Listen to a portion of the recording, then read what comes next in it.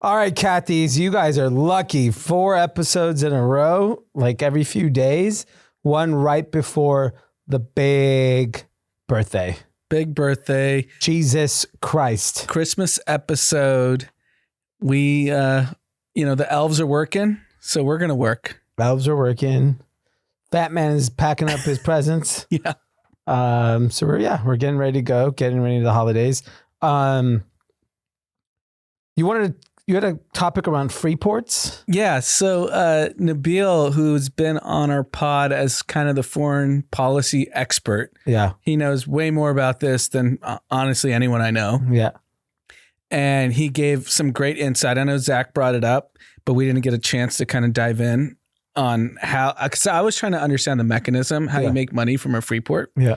So he explained me in detail how it works. So basically, like we discussed last episode, there are ports around the world that either the Swiss government or random, tax haven governments have bought where you're not domiciled in a country. Yeah. So you're not like taxed by any region. It's like a bonded warehouse. So then I was like, okay, fine. You have this art or whatever you have stored in here. I get it. It's not taxable. So how do you make money on it?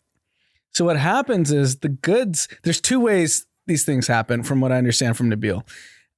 One, so let's call it the Da Vinci art, or you name your $500 million painting that's sitting in the art. It's basically being transacted by different parties through offshore tax havens, and the art never leaves. So one person, brings it into the free port. He sells it for 400 million to someone else. That person keeps in the free port. He gets the 400 million tax haven. Yeah. Then the person who buys it can lend it tax free to a museum, like we talked about last time. But he has to physically move.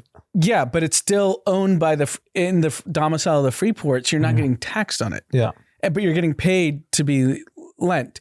And this is happening daily around the world. And That's just art. What else is being... arms. Yeah. Like you're lending guns. You're lending arms to probably a Syrian faction. rebels. Sure. Yeah, you can lend anything. But what's crazy is I feel like we're fairly in tune with the world. And this is something that I kind of knew what was going on, but it's happening in front of our face and no one does anything about it. Yeah. I mean, it's also like, there's so many things. Thing is like, whose responsibility is that? What countries? I don't know. So that's my point. It's like maritime. Who's responsible for what happens in the ocean? Yeah, that's what billionaires have figured out, and royals and governments. I'm okay with it. I don't give a shit. It's not about being okay, but some people will be like, oh, the billionaire. If they're smarter than you and they can figure it out. This is why the ultra wealthy can afford all the ultra wealthy expenses, because this is just one mechanism that now is kind of being brought to the forefront because there's this Russian that bought a Palm Beach house from Lee Wexner, who's part of the Epstein, sold a painting to MBS. So it's like coming to the forefront again, even though there have been plenty of articles about this, but it resurfaced because even the painting that MBS bought apparently was like not really a Da Vinci. And there's debate whether it was, but he sold it for $450 to please the Trump administration to go overrule Congress on Yemen. So there's all these conspiracy theories. You talk about conspiracy theories. Yeah. And I just think this is just another mechanism and element in the world that a lot of nefarious behavior can be done. Yeah. That's it. Yeah. I'm good with it. It's not about being good. It's just good to know. Why? What are we going to do with it? I don't have a Da Vinci. I don't benefit. Maybe you should get one. Well, my Da Vinci would be like a slice of pizza from an Italian. You need that art with the banana, the banana, just a slice of pizza. I can lend that. A slice of pizza? I can lend the pizza with a piece of tape. What slice would you put on like that banana that was put on the art? It was the talk at Basel like 2 years ago, 3 years ago. 5 years ago. Yeah. I would say in LA, I'm going with the... No, global. It's a slice of pizza. You have to have global appeal. You think MBS is buying a Vito's pizza? Well, those really popular New York pizzas, I don't think they're that good. Yeah. Like, I don't think Bleecker Street pizza is like as hot. I mean, you're eating pizza every week in New York, so you should tell us. I think there's better pizza in LA. How about that? Hot take. Very hot take. New York's just overhyped. It's even like bagels. Everyone's like, Everyone oh, hypes the water, right? For the pizza? what, rat water? Yeah, maybe. Okay. So maybe if rat water makes better bagels and pizzas, then so be it. I think 10 years ago, there was not good pizza or bagels in LA. Today there is. There's incredible pizza. A lot of great bagel shops. A lot of great bagels, a lot of great pizza. I think people just finally put the effort in to like make good food. LA's food scene also 25 years ago was not good. Mm-hmm. It was not known for really great food. The food thing is like pretty recent in LA. Like 10, 15 years. I follow our friend Ben Hundreds on Instagram. He's posting restaurants I've never heard of all around the city. Yeah, like when all these lists come out of like top 20 restaurants in LA, I never heard of one of them. Not one. Yeah. Like literally have not even heard of it. He does his little food tour on Instagram. Great follow if you want to discover LA food. Yeah. I've never even heard of these places. Yeah. I don't even know where they are. No idea. A lot of it's Echo Park and deep downtown. Yeah, because it's affordable rent. Yeah, cheap rent. So if you're like, you can like be curious about creating a new cuisine. Well, that was it. That's a big part of like gentrifying a community. You got to offer cheap enough rent so young entrepreneurs can come and open up the coffee shop. Even like Pizza Palace. He did it in his parents' Holiday Inn because he's like, I can experiment. Yeah, and exactly. So I think all of these restaurants need those types of, when you go to Beverly Hills or West Hollywood or Santa Monica or Venice, like those restaurants cost $5-10 million to even open. Yeah, outside the Staples in Beverly Hills, it's a rotating door. Yeah.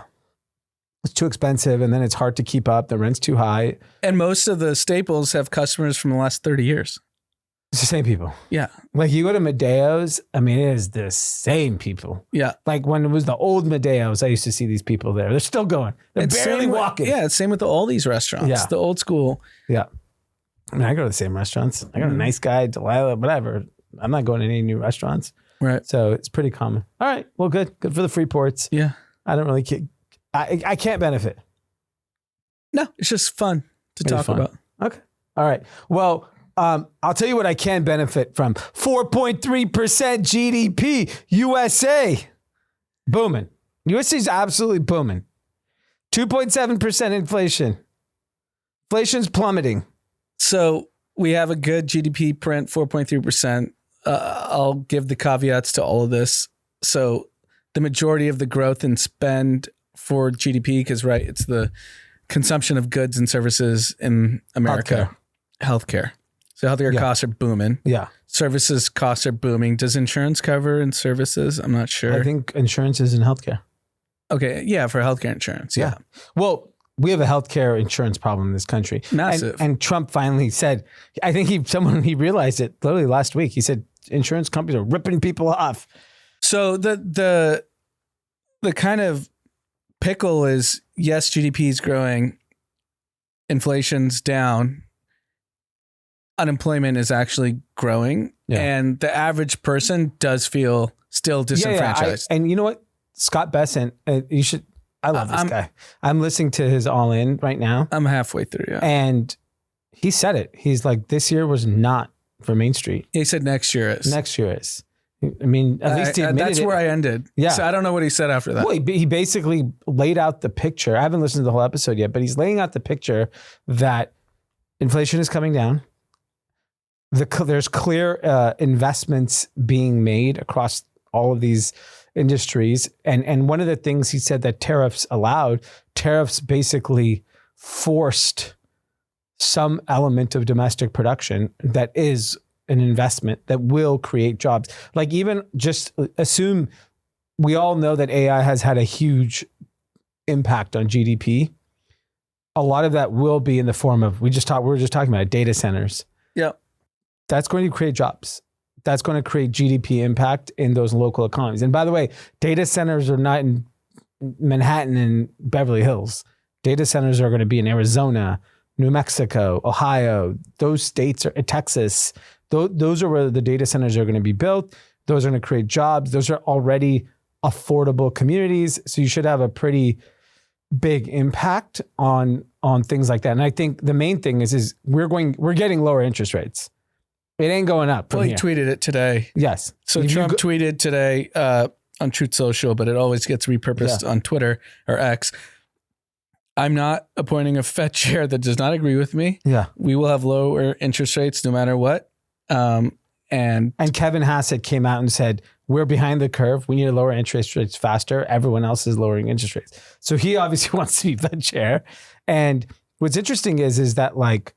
So here's my bone to pick with Bessent. Granted, I'm only like 20, 30 minutes into the episode. He started praising Greenspan in the 90s. And it's pretty unanimous. Everyone thinks Greenspan created the GFC. Yeah. So I don't know how he reconciles that. And no one pushed him on that, which I thought was kind of weird because these guys all know. Yeah. If you talk to anyone that's been an investor in any asset class from 2000 on. Yeah, but I would argue that he kept interest rates too low, which created the GFC. Yeah, but what actually created was large banks creating products. Yeah, because they could lend at zero. They were borrowing at zero and lending at 3-4%. So I think that was the mechanism why the GFC was created. Yeah, the problem is we didn't have the guardrails on large banks. Today, there's a lot more guardrails in the banking system than there was 15 years ago when all this shit happened. Like in 2007, 2008, it was fuckery. Yeah, my point is he kept it too long. I mean, you can talk to anyone in finance. Yeah. They'll tell you Democrat, Republican. I know, but we don't have low interest rates right now. So we have to see. And the thing is like Trump is only going to be president for 3 more years or maybe 7. And then, so if he's 7 more years, 7 years it takes GFC, Greenspan is from the 90s. He left during one of the Bush administrations. Yeah, but he started in the 90s, right? Yeah. So he was there. Yeah. I don't know what his era was, but like most of the 90s, if not all. Yeah. And GFC was 10 years later.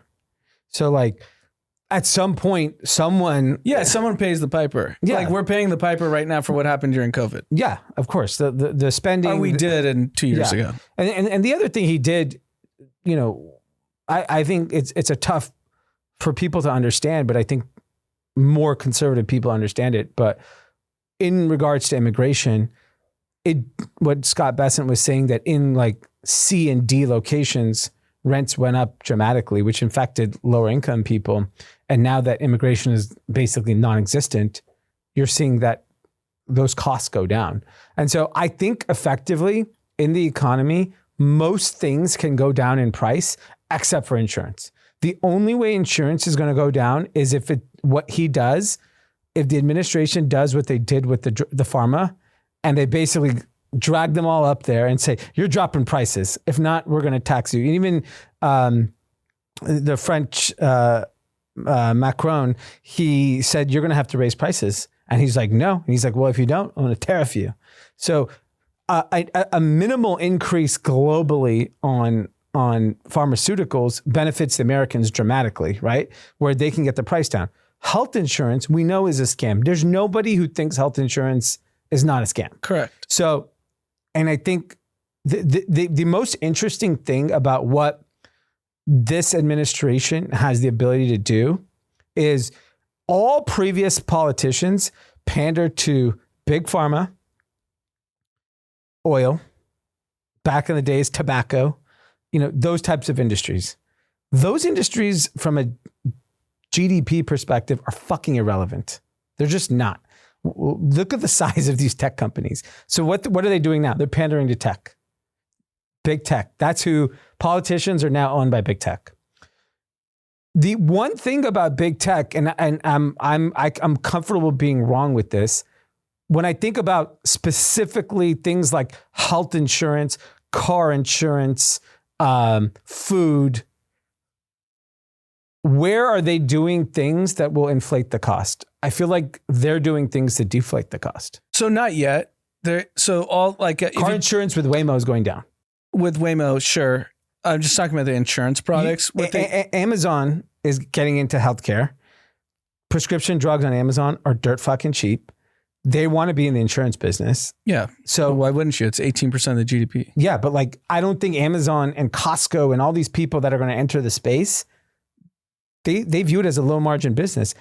For them, it's just stickiness for their core business. Yeah, it just adds cart. Yeah.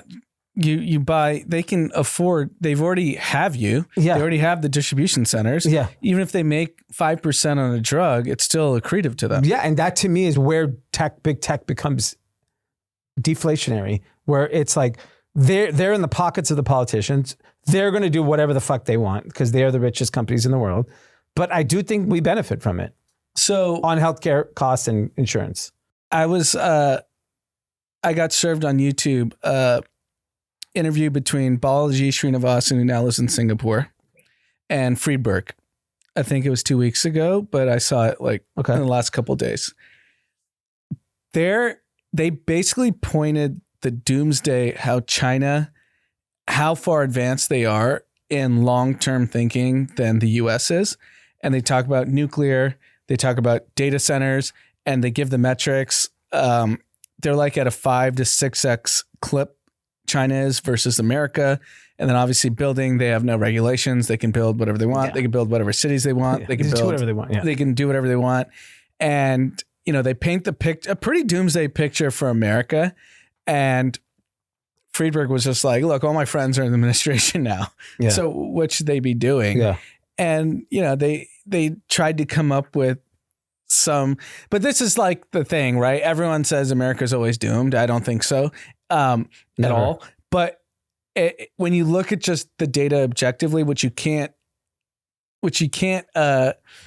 exclude is America's the biggest economic power in the world by like a magnitude of like 20, I think, or 15. Yeah. And everyone keeps calling for the doom of America. I just don't see it. And I know these guys are really smart. They look at data, but you can't stop the American consumer. China was on the path of complete global dominance. They shot themselves in the foot. Yeah. So I'm going to bet those idiots are going to do it again. They shot themselves on the foot on fucking COVID. They went too draconian. It set their 100-year plan became 200-year plan. Then the population thing they did. Yeah, screwed them. Lights up. It's over. Game over. Do you understand? If you grew up, like, think about it, 50 years of no one having a big family, do you know how long it's going to take for these people to have 2 kids? It's going to happen 100 years from now. And they also argued, which I completely disagree with, that FDR was just the lesser of the evil of communists between Stalin, Mussolini, and Hitler. This is why that guy's in Singapore. No one gives a fuck what anyone in Singapore thinks. Let me tell you about Singapore. It's Singapore. And POOR. That's what it is. FDR No one cares about Singapore. with creating kind of the new America post World War II. What? Yeah, of course. I remember from the history books, he basically is the reason why America became global dominance. Yeah, if you look from the 50s on, we grew faster than everyone. That's why China didn't start till 20 years ago. Yeah. No, whatever. These guys don't know anything. Especially Singapore. I can't accept it. But I do think the big takeaway that everyone in, if you listen to what everyone in the administration is talking about, interest rates, inflation, they're obviously putting pressure on large corporations to invest. It's crystal fucking clear. We're going up and to the right next year.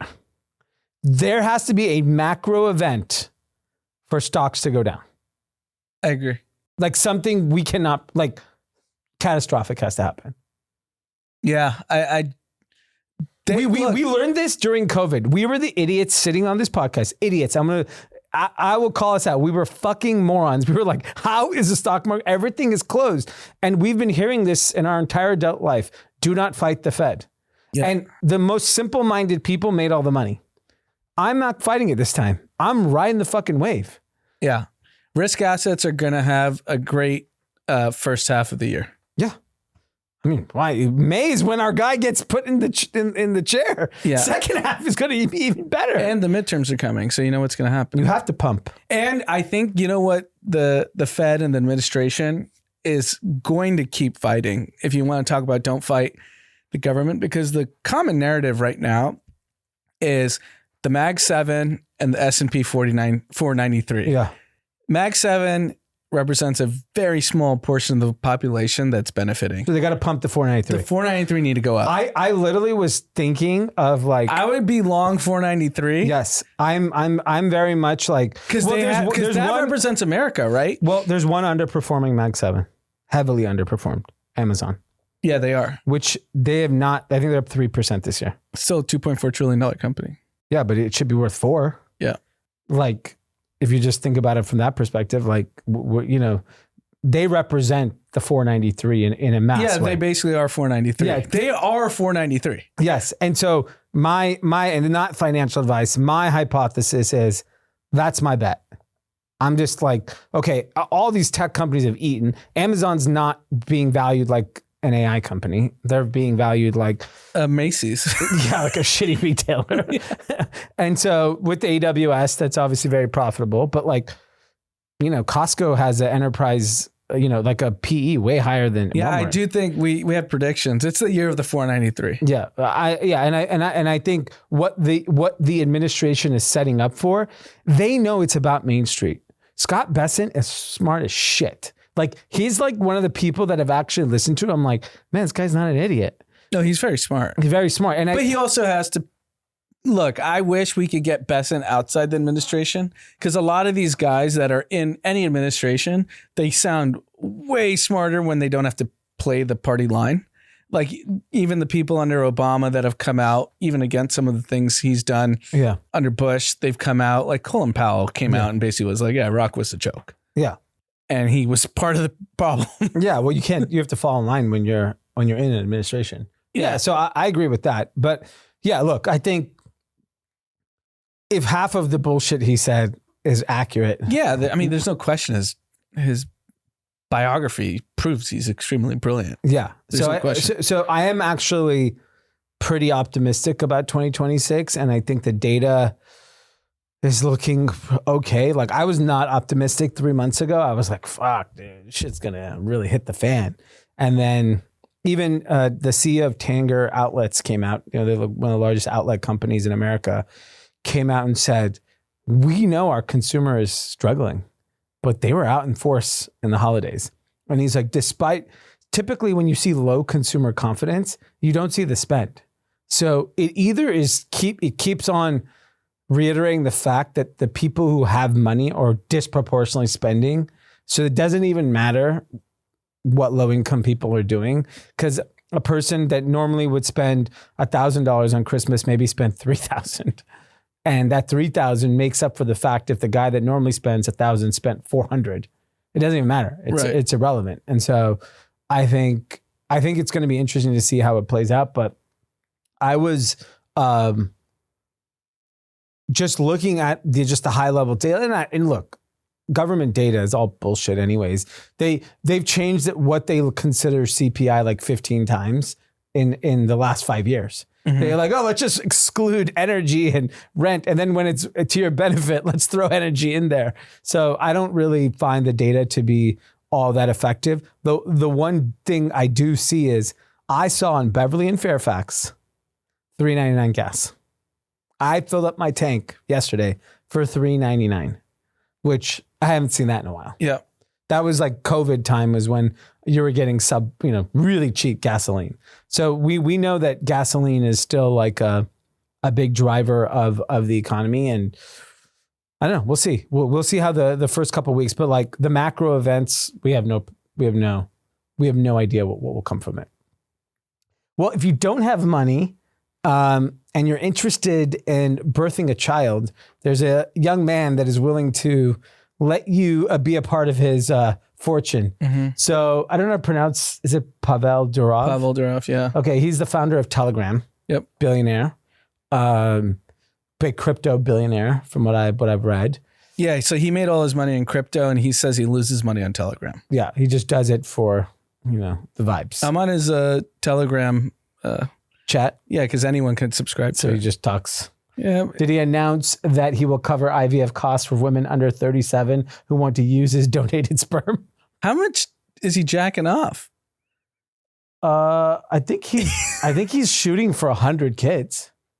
That's 100 jackoffs. That's not that much. That's not that much, I guess. But I mean, Jesus Christ.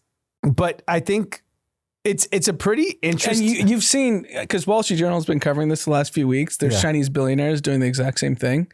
They're getting hundreds of kids with their sperm. I don't know what their motivation is. Yeah. This guy's just, the Elon expand population. Yeah.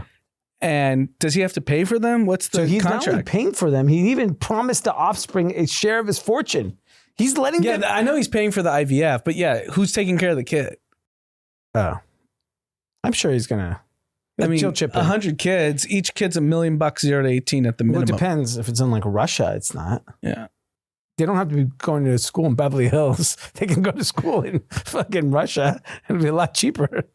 I mean, I don't think he's promising any, maybe it's based on your zip code, the lifestyle you live, but it's geo-targeting but it's a pretty fascinating thing. Like the billionaire class and like population, they're really going for it. Like, I really believe the new status is how many kids you have. I felt like that when we started having kids. And then now that I have 2 and I definitely cannot afford to have any more, like, it is a status thing. Like, I know people having 4 kids. I know someone that's about to have 5 kids, but they're fucking rich. Yeah. And so they're like, why not? So this is completely... It's better than a car. So this is completely like off topic, but kind of tangential. And, we've talked about the rise of religion across every aspect of society.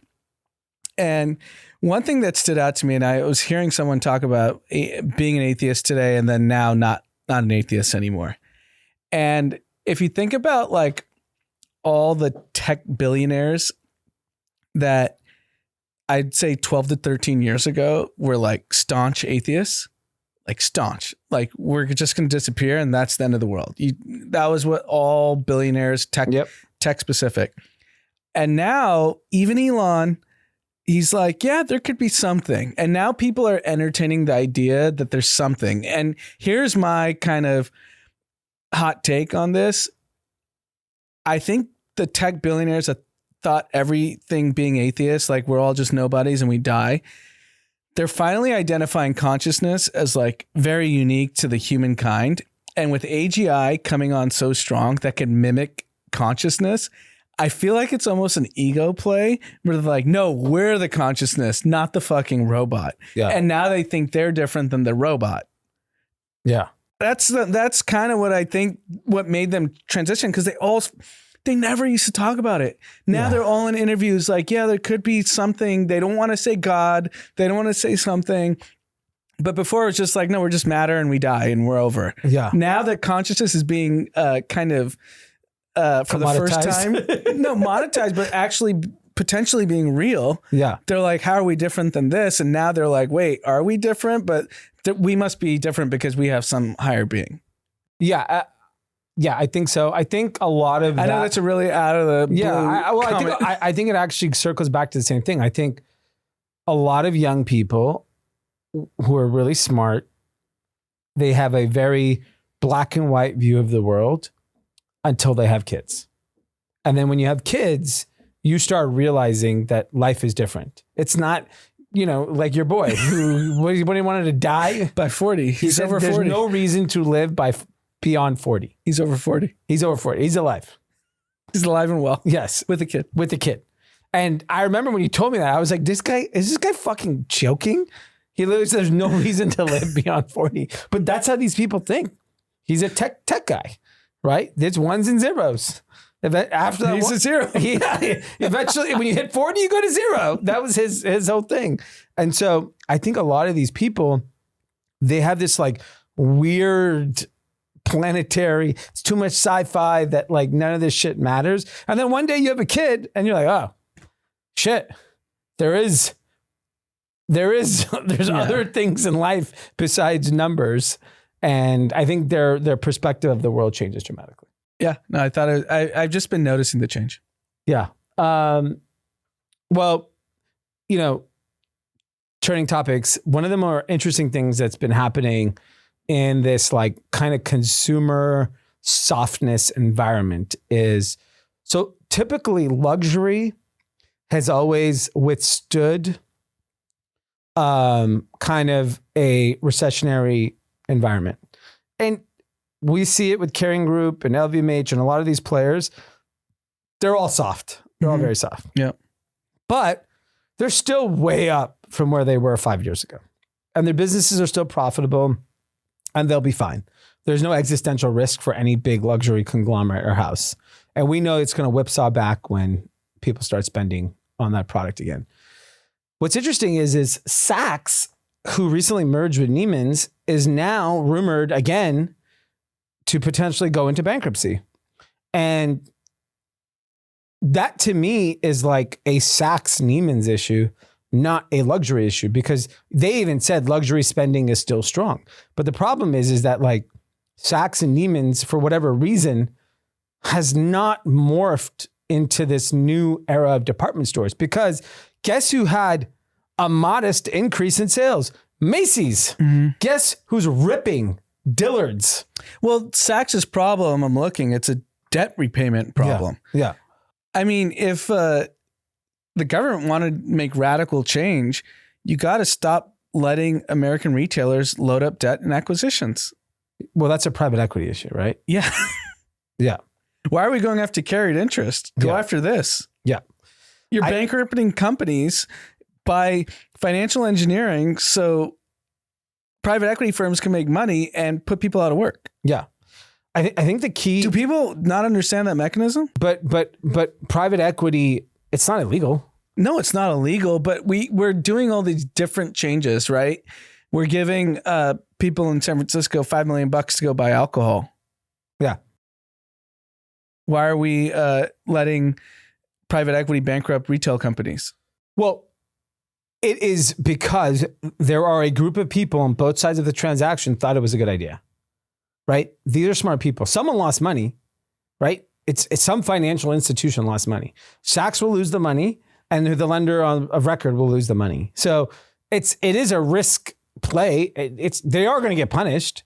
It's not like the government's bailing them out of the debt that's going to be lost.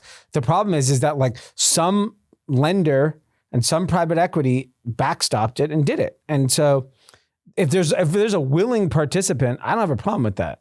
It's just that it's just Saks is not a publicly traded company. So we don't get to see under the hood, whereas Macy's and Dillard's were held to a very high expectation and they actually turned their businesses around and are actually doing okay. Like the fact that Macy's is like still it's still doing $21 billion. Yeah. And it's profitable and it's like it's back to being a somewhat healthy business again. And Dillard's is like at a 50 all-time high, their stock. I think Dillard's is worth more than Macy's now and they don't even do close to the revenue. So I think my point is that like this interesting shift that's happening in retail. And then if you've been following Revolve and Forward, their business in Forward is growing. And I could tell you why. It's because their luxury is going nowhere. Essence, which was kind of in the space, is effectively bankrupt. Most of the players in the space are struggling. Farfetch effectively went bankrupt. Farfetch doesn't have the same supply they had 5 years ago. Saks is basically can't pay their bills. If you can't pay your bills, you're not getting the best stuff. And so there's a huge hole in the market for luxury.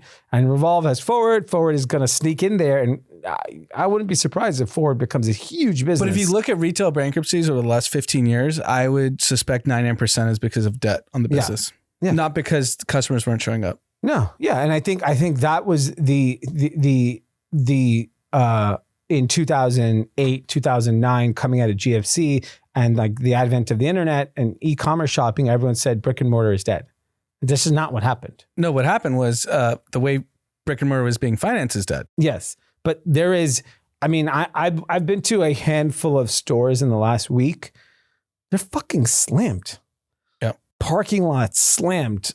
Every type of well, it's also holidays, but sure. I know, but like it's just. But in general, like you okay. If you go to like a suburban, if you mall, have a good experience in whatever the shopping center is, you'll be slammed. Even PacSun, first new stores they've opened in 20 years was this year. This year, when people are telling you Abercrombie doing well, American Eagle doing well. These were all and PacSun, another example. They were loaded with debt. They got rid of the debt. The company's doing well. Yeah.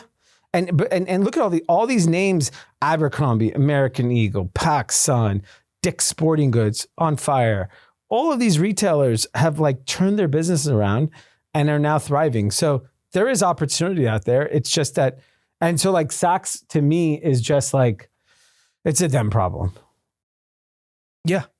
They need to be recapitalized and the business will be fine. Yeah. So I actually don't think it ends up, someone has to bail it out. I know Amazon and Saks have a relationship now. A lot of Saks inventory is on Amazon. Does Amazon bail them out? It's a rounding error for them. They don't even need to announce it. No, it's not material. No. For a $2.4 trillion company. Yeah, because I think it has to be, if it's less than 1%, you do not have to announce it. Nothing. That's 1% is 240 billion. Yeah. No, that's 24 10%. billion, sorry. Yeah. This is not 24 billion. Yeah. This is what, few billion max? It's literally, their interest on debt is probably more. Yeah. So we'll have to see. Another big interesting news, which I found fascinating. The Honest Company, as of this week, is shutting down their website and no longer a direct-to-consumer company, focusing completely on wholesale and Amazon. So if you remember, if you've been around and you saw the beginning of the direct-to-consumer boom, the Honest Company, an LA company, was the poster child of the future of retail being direct-to-consumer. What, I don't know, 15 years later, they're shutting down their website. Yeah. and I actually think it's a great idea because the unit economics of direct to consumer is getting worse. Customer acquisition costs are going up. Shipping is going up. Fulfillment costs are going up. So until those things starts dropping, for a small business to operate profitably in direct to consumer is incredibly difficult. But as soon as you plug into an Amazon or a wholesale thing, hey, yeah, your margin's way less, but it's finite. You know you're making this much amount of money. So you could take this out if D wants to. So when Honest Company got bought by L Catterton, my close friend actually ran the deal for L Catterton. Yeah. And his entire initiative was this. Yeah. Stop the D2C. Yeah. Let's focus on wholesale. We're crushing in Target. Yes. We're crushing, I don't know what other retail, maybe Walmart, whatever. Yeah. We're crushing all these. Why do we have 150 engineers? Yeah. Let's get rid of these 150 engineers. Yes. And I think that is why, one, L Catterton is very successful because they saw it. It's a good brand. It's a great brand. They make great products. It has a cult following. The issue is direct-to-consumer economics, and then they were in an area of like pre-Shopify where you had to go build this site. Now you don't need any engineers to operate an e-commerce site. No. You need Shopify. And you can off-label any AI company to be your engineer. Yeah. And you don't really need maybe for some modest integrations. For the most part, you need one on top of everything. Yeah. And like I met several different types of businesses that are not using Shopify, but are in commerce that's fully no code. Like literally, like these people are not engineers. They have figured it out. They built a custom system for themselves. So I think like what happened with Honest Company is actually quite amazing because it just shows you these are actually good businesses. They're actually good brands. Yeah, I feel like the brands that were built to D2C is the equivalent of debt on retailers. The engineers were the debt. Yeah. Yeah. And you get rid of the engineers, you can actually focus on the brand. Yeah, and I think because people wanted the Honest brand. Yeah, the brand was never the problem. Didn't want or the company didn't work when you have a bloated. Yeah, and like I said, like one of the biggest value propositions that Ghost is offering brands is like distribution. The math makes sense. There are so many billion-dollar companies that just do wholesale. Like we work with like I don't know, like Nautica or whatever these brands. They don't even have a website. Yeah. The website's just for show. They do no business. They don't advertise. They don't market. They don't care. They want to be in retail. They want to sell Dillard's and Macy's and Costco and, all of these retailers. So like the distribution is where the money's at. Unfortunately, the direct-to-consumer model is just expensive. Well, it just became unprofitable. It's profitable for like an 8-year window. Yeah. And I think, don't get me wrong, there are profitable direct-to-consumer businesses. There's plenty of those that exist. It's just not as easy as there's a way more amount of wholesale. Because in wholesale, like you have no choice. You have to make money. You just can't exist. Yeah, my view on the direct-to-consumer brands that are crushing it, and there's definitely plenty, they actually don't have any equity value. They found a gimmick, or I don't want to call it a hack because it's kind of insulting to them because they've grown like hundreds of millions of dollars in revenues of business, but they found like kind of a niche how they can get there. Yeah. Whereas brands that actually have to sell to stores, you actually have to have brand value. Yeah. Because someone has to show up to a store and seek out your brand. Yeah. Versus being served like, 100 TikTok ads and you get convinced because that ad is cool. Yeah. And that's influencer said I still think you can start your brand there because it is because the problem is like, okay, if you start a brand today, you're not getting it at any retailer. Because retailers do not buy net new brands they've never heard of. It's too fucking hard. They want stuff that has some validation. And the validation could be you do well on TikTok Shop, or our video went viral, or you're doing some business on your website and you share that data. So you do need some validation. So I think the starting point is still direct to consumer, but as soon as you get some traction, you got to distribute your brand. If you just keep it tight. Or you have to sell, because Liquid IV and Nutrafol are two great examples. Unilever shared some of the data a couple weeks ago. I think Liquid IV is doing over $1 billion in revenue. Yeah. And they were probably doing a couple of $100 million when Unilever bought them. I don't even think they were doing that. And Nutrafol is now doing in the billions too. Yeah. And the key because Unilever bought the brand and gave them the distribution. Yes. It's all about distribution. That is all that matters. And that's why all I've been obsessing over with our business for the last couple of years is like, I want distribution in every retailer, because once you have it, it's like owning property. Like you can't. Yeah, it's the shelf space. That's why Procter and Gamble has to pay for fucking Cheerios or whatever to be in the aisle. Yeah, and it's everyone's still walking the aisle. Yeah, and it's not only just that. It's also like these retailers like to work with people they know and they trust. It's really hard for them to get comfortable working. We work with some very large retailers. They're not onboarding random vendors weekly. It's just not happening. Like a mid-sized retailer can do that, but a big one, the risk is too high. If you don't deliver to Walmart, like it's a big fucking problem. Like they lose their mind. Their dates are very precise for a reason. Why they do something is very precise for a reason. So I think it's a good lesson, and I think it's a huge opportunity. Yep. All right. Most bizarre story I read this week so far. What you got? Steven Spielberg. Mm-hmm. So the director of Jaws shared a story recently. I think Jaws is coming out any day now. Or maybe it came out. I have no idea. Like the remake. Saying that he wrote or directed, he wrote Man About Town, Ben Affleck movie. And he wanted Ben Affleck to work with Steven Spielberg as a director. Okay. Steven Spielberg and Ben Affleck are obviously friends. Turns out they're on vacation at the same hotel somewhere. I'm not too sure the exact location. Yeah. Ben Affleck is walking by the pool. Steven Spielberg's son pulls him into the pool, pushes him into the pool. Ben Affleck gets out of the pool, starts yelling at him, and throws his kid in the pool. Okay, so now Steven Spielberg said, I will not work with Ben Affleck because he threw my kid in the pool. Why the fuck is Steven Spielberg's son first throwing Ben Affleck in the pool? And so this is the late 90s. Yes. And I guess, how old could Ben Affleck have been? 26, 27 years ago? I mean, he's his mid-50s probably? Yeah. Yeah, what you push like a 28-year-old. You're getting pushed in the pool. Yeah, exactly. And then so first of all, like, that's pretty entitlement of Steven Spielberg's kid.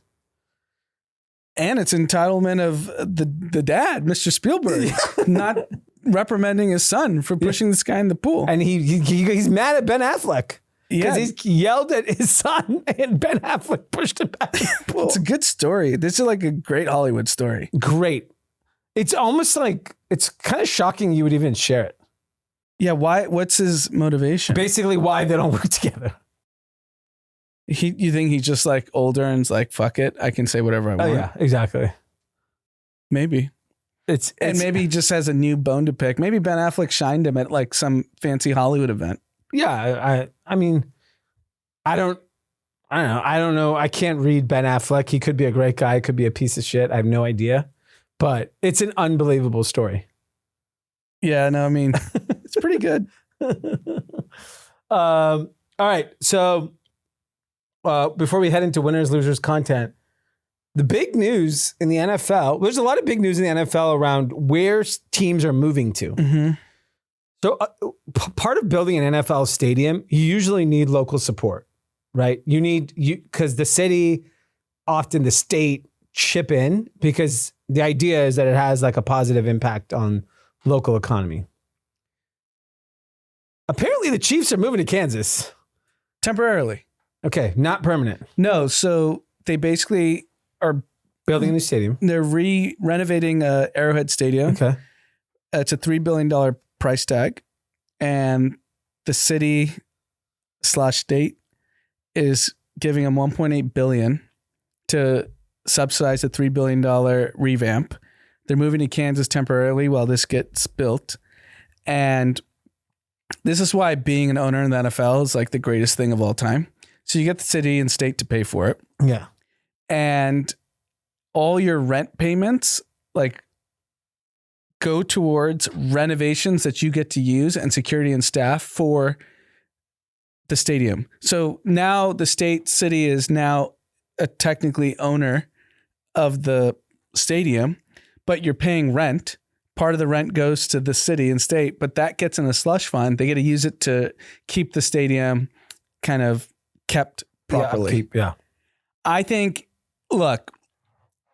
this is what gets a lot of like people riled up. Like the Hunt family, what do you think, Chiefs, $10 billion franchise at least? Yeah, of course. 10 to 15 Yeah. at this point. Yeah.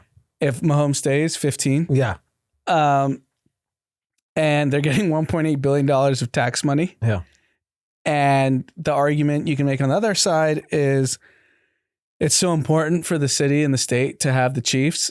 And you can't lose the Chiefs. The importance of small businesses and the energy and all the events that happen. Because now, look, you're going to get the next Taylor Swift concert. Yes. The next Taylor Swift's going to have to go through Arrowhead, or name your big act, World Cup, whatever, Olympic, everything. Everything comes through. So the idea is kind of what the King LeBron did in Cleveland. Remember, we went. They built like an entire city because LeBron was there, and it brought people. It brought the revenue in the restaurant. So I hope the math pencils out. They should probably lead with the math and not with this story, because the Hunt family came out and did a press conference talking about it. I feel like if they just said economic impact over the next 25 years, here it is. Yeah. This is why we're doing the 1.8. I think the Hunt family is basically like, fuck you.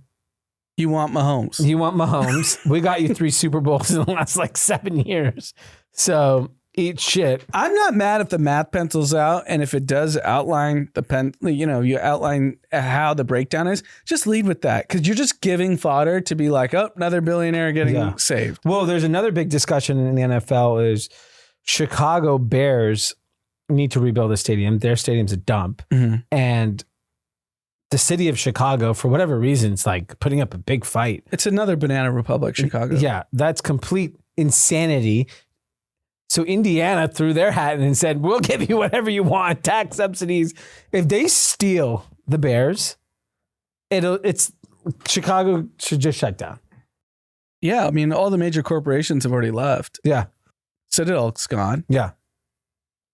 Low performer this year, Citadel. I saw that. But 9%? 9%? S&P at 18. Yeah. What are you doing over there? They're probably short. They were doing natural gas. That was their big bet. Silver and gold were the plays. I mean, gold's up 150%. Silver's up even more. Yeah. I mean, all of these things are up so much, and these guys are betting natural gas. What are you doing? Natty gas? Their algo wasn't using AI. I don't know. Also, like, it was a pretty simple narrative. The AI thing was a pretty, like, do they assume the natural gas was powering AI data centers?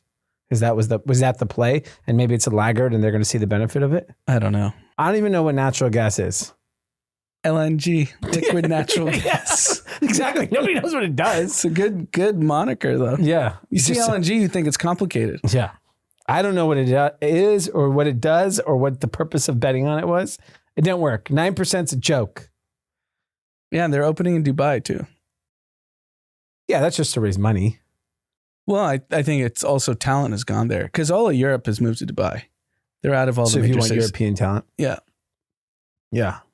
They have a lot of LNG there, I would assume. Yeah. All right, moving on. Winners, losers, content. Who's your winner of the week? Winner of the week. Everyone's celebrating the holidays. It's a great time of year. You get to be with your families and everyone enjoy and take in the break. It's kind of nice in LA. There's no traffic right now. It's very calm. Yeah. This next week in LA is so nice. It's just traffic is gone. Even today, the traffic was light. Yeah. Feels like, except I just don't like the rain coming in. Yeah. I know you're in and out, but atmospheric river explosion. do you think, because remember the last time it was predicted, nothing actually happened? You think this time we get hit? I mean, what is getting hit? I think the real issue will be what happens when the fire areas. Will power go out? Yeah, maybe. I don't know. It is heavy rain. They are expecting heavy rain. Yeah. Record rainfall. All right. My winner of the week. It's me. I made it to the fantasy football finals in one of my leagues. So did I. Oh, you did? Yeah. Who are we playing? Brew. Okay. So you have a big, we both have big weekends. Yeah. Christmas Day it starts. Christmas Day it starts. Most of my players are on Saturday and Sunday, but mine's going to end Monday night. He's got 2 Falcons. Okay. Fantasy football, I can only imagine that it's growing double digit a year. I mean, our mom plays. Yes. That's a good indication. And what's interesting is now that my oldest knows what it is, he's very entrenched in my fantasy football, but like there are his friends, they're in leagues. Mm-hmm. Like the parents are doing leagues with them. So this thing is unstoppable, fantasy football. It's great. It's such a, I mean, I would, in addition to gambling, I think gambling is a big part of the NFL's growth. Fantasy is equal, in my opinion. Yeah. Well, fantasy is a broader market because like every office has a fantasy. Yeah. And even if you weren't into football, you'll pay attention for the end of the weekend. Oh, what did my guys do? Yeah, exactly. Everyone's cheering. Everyone's it's and you get to learn the sport. You learn players that you would never. I mean, even me who follows it closely, they're still. I see the waiver wire. I was like, who's that guy? You got 3 touchdowns last week. Yeah, exactly. It's funny. I watch so much football, and I don't know anyone. There's a lot of you guys. We get all these. We buy football cards. I was looking through. I don't know half the names. What am I watching? Yeah, I literally don't know any of these people's names.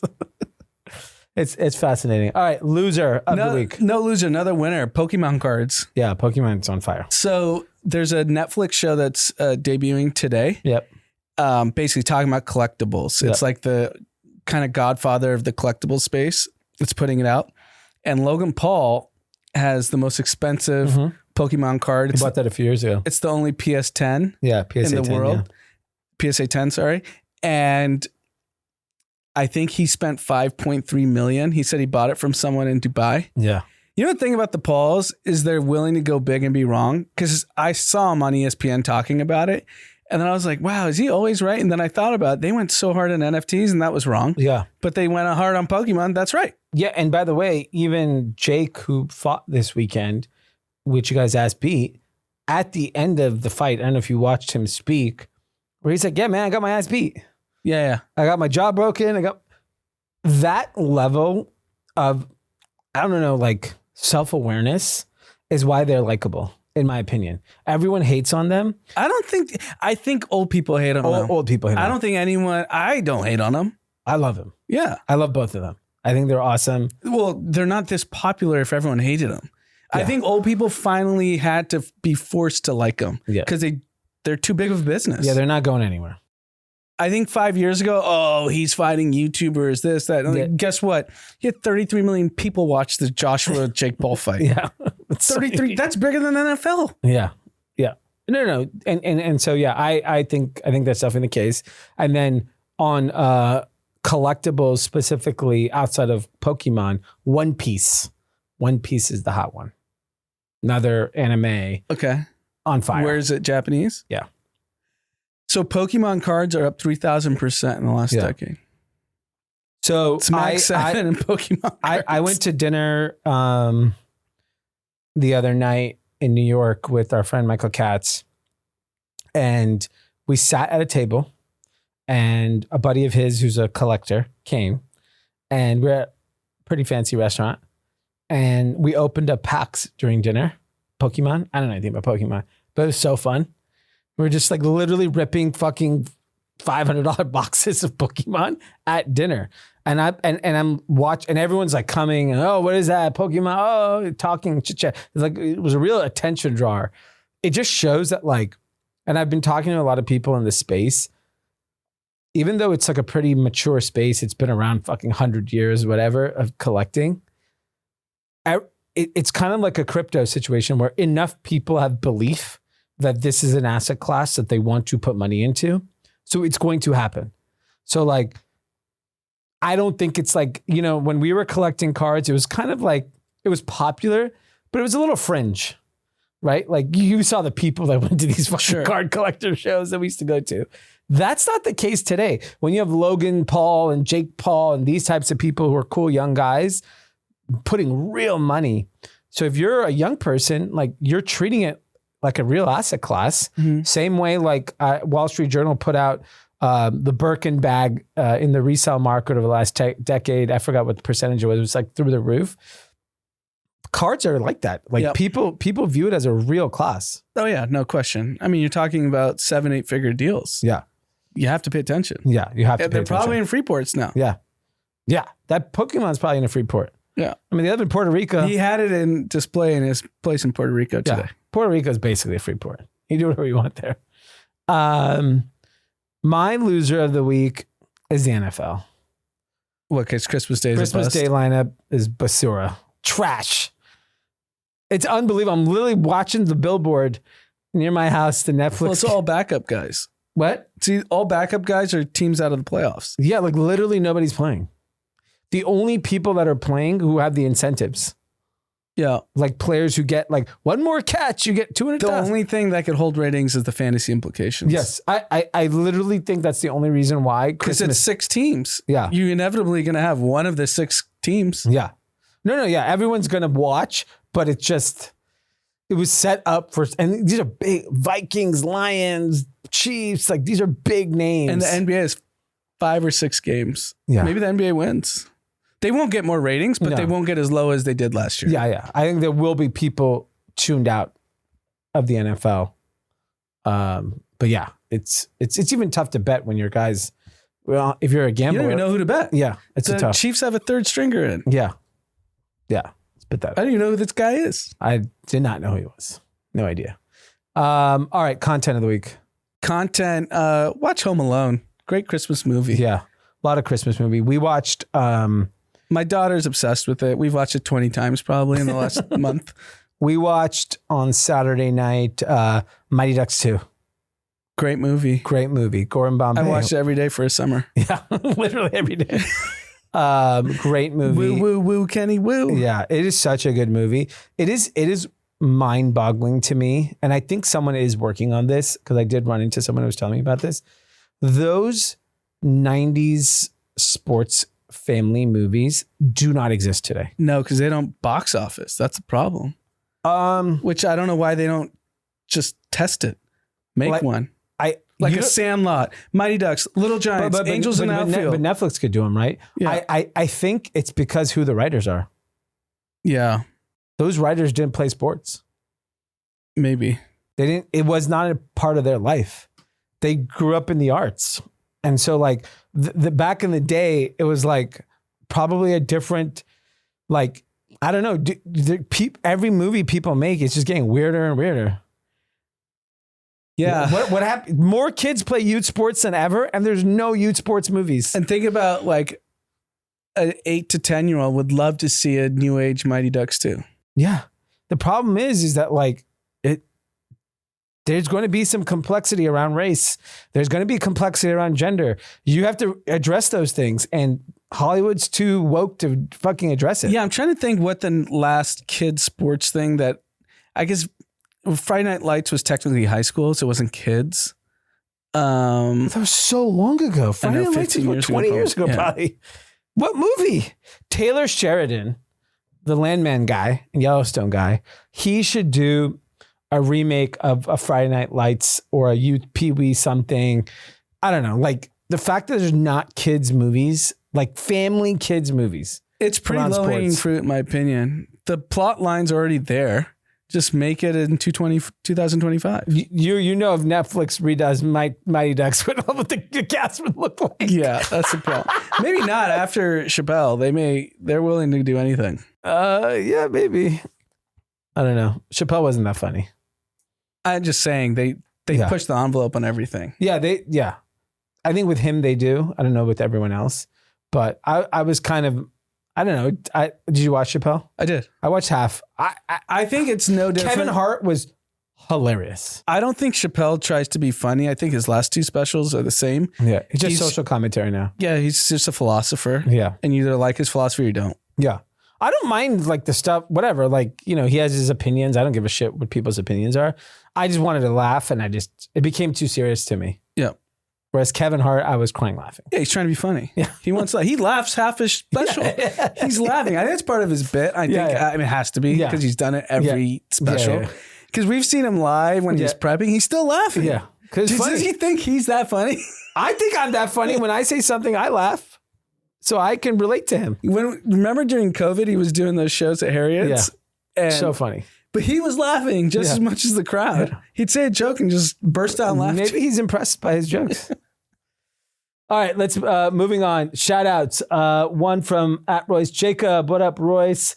No joke. I've been drinking a cup or two of Kratom tea almost every day since 2018.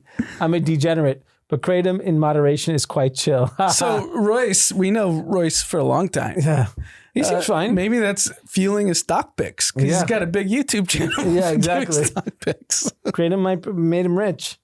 At Lance, this guy said he needs pizza like he's part of TMNT.